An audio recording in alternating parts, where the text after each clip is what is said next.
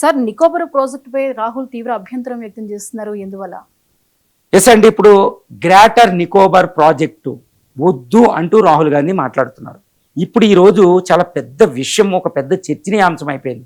ఎందుకంటే రాహుల్ గాంధీ గారు గ్రేటర్ నికోబార్ దీవుల్లో నివసించే గిరిజనుల తెగలైన నికోబారీసు, తర్వాత అండమానీసు, తర్వాత సెంటినల్స్ లాంటి గిరిజన తెగల్ని కలిసి ఆయన ఒకటే మాట్లాడుతున్నారు. భారత ప్రభుత్వం నిర్వహిస్తున్న ఈ గ్రేట్ నికోబార్ ప్రాజెక్ట్ అనేది ఒక పెద్ద స్కాము, దీన్ని నిర్వహించొద్దు, దీన్ని స్టాప్ చేయండి, భారత పర్యావరణానికి గిరిజనుల భద్రతకి ఇది ముప్పు అని రాహుల్ గాంధీ గారు మాట్లాడుతున్నారు. కానీ ఒక్క విషయం ఇక్కడ సూటిగా స్పష్టంగా మనం చాలా లోతుగా చర్చించాల్సి ఉంది. ఇప్పుడు రాహుల్ గాంధీ గారు ఏమంటున్నారంటే 160 చదరపు కిలోమీటర్ల ప్రాంతంలో 1 మిలియన్ 10 లక్షల ట్రీల్ని, చెట్టెల్ని కొట్టేయబోతున్నారు.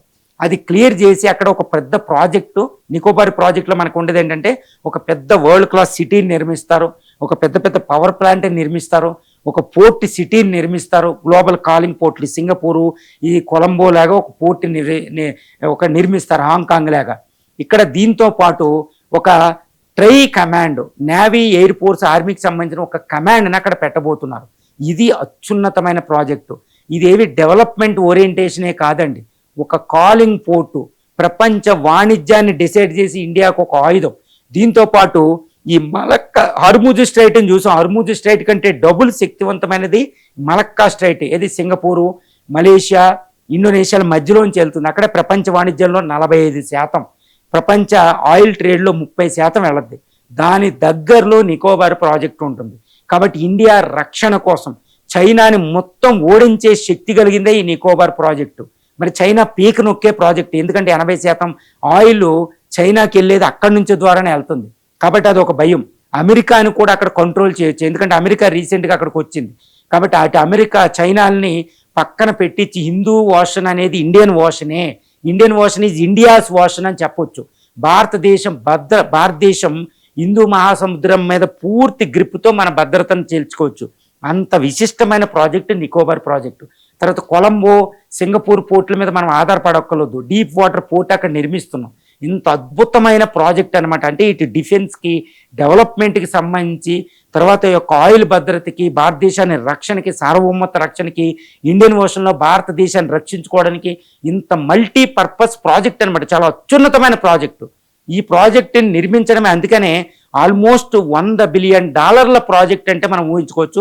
రీసెంట్గా సుప్రీంకోర్టు నుంచి, నేషనల్ గ్రీన్ ట్రిబ్యునల్ నుంచి అన్ని యొక్క కంప్లీట్ మనం చేసుకోవచ్చు పర్యావరణ చట్టాల ప్రకారం.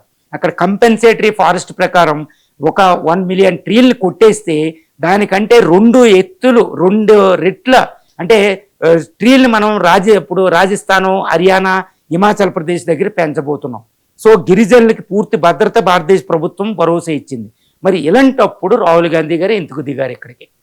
ఇంత విశిష్టమైన ప్రాజెక్ట్ ఇది, డెవలప్మెంట్ వీటికి సంబంధించింది కాదు, గుర్తుపెట్టుకోవాలి. ఇప్పుడు ఏంటి అంటే ఇక్కడ రాహుల్ గాంధీ గారు అన్నట్టు గిరిజనులకు కాత ఆపద జరుగుతుంది. 1 మిలియన్ ట్రీల్ని బద్దలు కొట్టడం అనేది పర్యావరణానికి హాని, తిరుగులేదు ఆ విషయంలో. రాహుల్ గాంధీ గారు అన్నది మనకి కరెక్టే. కానీ మరి రాహుల్ గాంధీ గారు దేశ భద్రతను కూడా దృష్టిలో తీసుకోవాలి. ఎందుకంటే ఇది చైనాని పూర్తిగా ఓడించగలిగే ప్రాజెక్టు. ఇండియన్ ఓషన్లో మనం పూర్తి ఆధిపత్యం లేకపోవడం వల్ల బ్రిటిష్ వాడు మనల్ని 2 శతాబ్దాలు పరిపాలించాడనే విషయం రాహుల్ గాంధీ గారు దృష్టిలో ఉంచుకోవాలి. ఇలా ఉంచుకుని ఇక్కడ రాహుల్ గాంధీ గారు ఏం మాట్లాడాలంటే ప్రాజెక్టు ఆపమని మాట్లాడకూడదు, ప్రాజెక్టు చేయండి, దేశ భద్రత ఉంది, డెవలప్మెంట్ ఉంది, అన్నీ ఉన్నాయి కాబట్టి, కానీ గిరిజనులకు పూర్తి భద్రత ఇవ్వండి, వాళ్ళకి భరోసా ఇవ్వండి అని రాహుల్ గాంధీ గారు మాట్లాడాలి. ఎందుకంటే అది రాజ్యాంగ రీత్యా ప్రధానం. ఈ సెంటినలీస్ అని, నికోబారీస్ అని ఈ యొక్క తెగలు 60,000 నుంచి 1,00,000 సంవత్సరాల నుంచి అక్కడ ఉన్నారు. వాళ్ళని రక్షించుకోవాల్సిన బాధ్యత రాజ్యాంగ విధి, direct principles of state policy పెడుతుంది, వాళ్ళు వారసత్వం. కాబట్టి వాళ్ళకి పూర్తి భరోసా, 1% కూడా అభద్రత ఉండకుండా భారత ప్రభుత్వం చెయ్యాలని రాహుల్ గాంధీ గారు చెప్పి ఉండాల్సింది.